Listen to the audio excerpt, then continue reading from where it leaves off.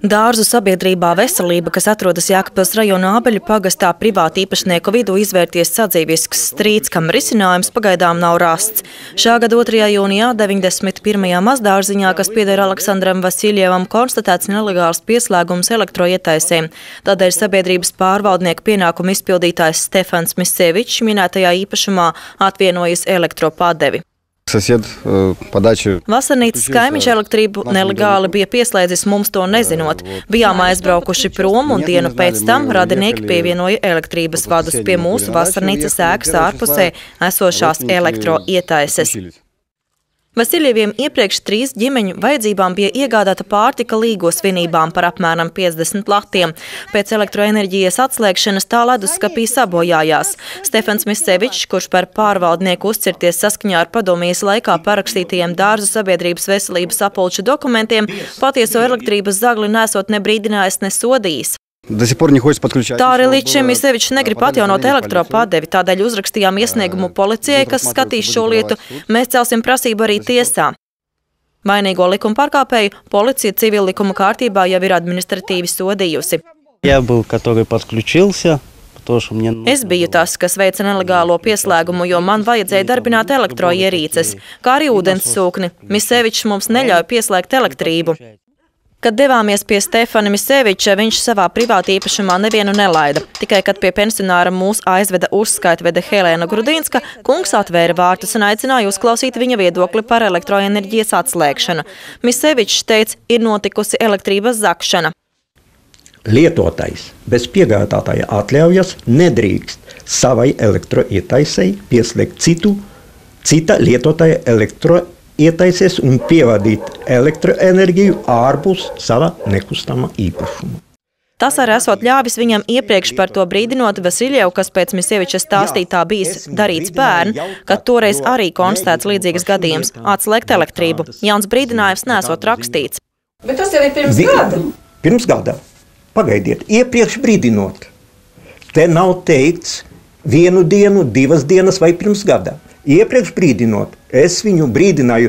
Tā nu dzīvē ir. Katrs likumus un ministru kabineta noteikumus tulko citādāk. Meklējot attaisnojumu savai rīcībai par elektroenerģijas atslēgšanu, Vasiljeva privāti īpašumam, Misevičs citē viņa parakstīto līgumu ar akciju sabiedrības Latvenergo apakšuzņēmumu akciju sabiedrības sadalas tīkli. Lietotājs, tas ir Vasiljevs, ir civiltiesiskā kārtībā mantiski atbildīgs, ja lietotāja darbības vai bezdarbības rezultātā ir samazināts uzskaitāmas elektroenerģijas lielums vai radīta iespēja lietot elektroenerģiju bez maksas. Taisnības meklējumos Vasiljevs vērsies Jēkabpils rajona policijas pārvaldē ar iesniegumu par nelikumīgu elektroenerģijas atslēgšanu. Savukārt Misevičs ar iesniegumu par nelikumīgu pieslēgumu elektroietaisēm Vasiljeva privāti īpašumā. Tā kā personu rīcībā netika konstatēta noziedzīga nodarījuma sastāva pazīmes, tur tika pieņems lēmums atteikt uzsākt kriminālu procesu, tātad šīm personām atliek griezties civiltiesiskā kārtībā Jēkabpils rajona tiesā. Jāteic, ka šis strīds atklāja vēl vairākas nepilnības. Piemēram, Stefans Misevičs, nebūdams mazdārziņu privāti īpašnieku izvēlēta uzticamā persona, saskaņā ar padomijas laikā parakstītiem dokumentiem izrādījis pašiniciatīvu un parakstījis sadarbības līgumu ar akciju sabiedrību Latvenergo par elektroapgādi.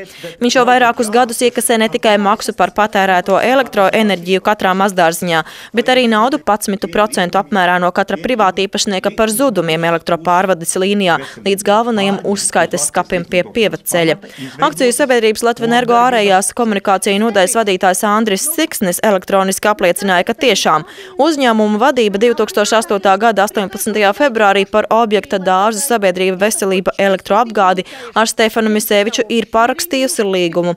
Par to, kā notiek dārzkopības sabiedrības biedru iekšējie norēķini, Latvenergo rīcībā informācijas nesot. Nesot arī ziņu par minētās dārzkopības sabiedrības pašreizējo juridisko statusu. Tā kā patērētās elektroenerģijas uzskaite ir uz apkalpes piederības robežas, nekādi zudumi un maksa no Latvenergo puses par tiem netiek aprēķināta. Stefans Misevičs tāpat no aptuveni 90 elektrības lietotājiem iekasē apkalpošanas maksu 60 centīmu mēnesī no katra. Pensionārs skaidro, ka par darbu vēloties saņemt arī kādu atlīdzību. Tāpat esot jāapmaksā uzskaitvedes darbs un vajadzības gadījumā jāpērk elektriķa pakalpojumi. Kvītiņu par apkalpošanas maksu viņš gan neizraksta. Vai jums ir reģistrēta sava individuālā komercdarbība? Nē, es esmu fiziska persona. Tas nozīmē, jūs maksājat nodokļus valstī? Redziet, ko sauc par nodokļu maksāšanu. Es esmu pensionārs un vairs. Bet jūs taču iekasējat naudu? Jā. Grūti pateikt, kā es varu šos nodokļus, ja es neesmu nekādu individuālo darbos neveicu. Te gan Miseviča kungam negribētos piekrist. Arī valsts ieņēmuma dienesta Zemgales reģionālās iestādes Jēkabpils nodaļas konsultanti atzina, ka šādi rīkoties nedrīkst. Saskaņā ar likumu par iedzīvotāju ienākuma nodokli 28. panta 6. daļu ir noteikts fiziskās personas nodokļu maksātāja pienākums. Uzsākot saimniecisko darbību, mēneša laikā ir jāreģistrējas valsts ieņēmuma dienesta teritoriālajā iestādē pēc savas deklarētās dzīves vietas, kā saimnieciskās darbības veicējiem. Juristi nesaskaņu risināšanai nekustamo īpašumu saimniekiem iesaka sasaukt sapulci, kurā lemtu par vai nu apsaimniekošanas sabiedrības dibināšanu vai ievēlētu savu uzticamo personu, kas turpmāk pildītu nepieciešamos saimnieciskos darījumus.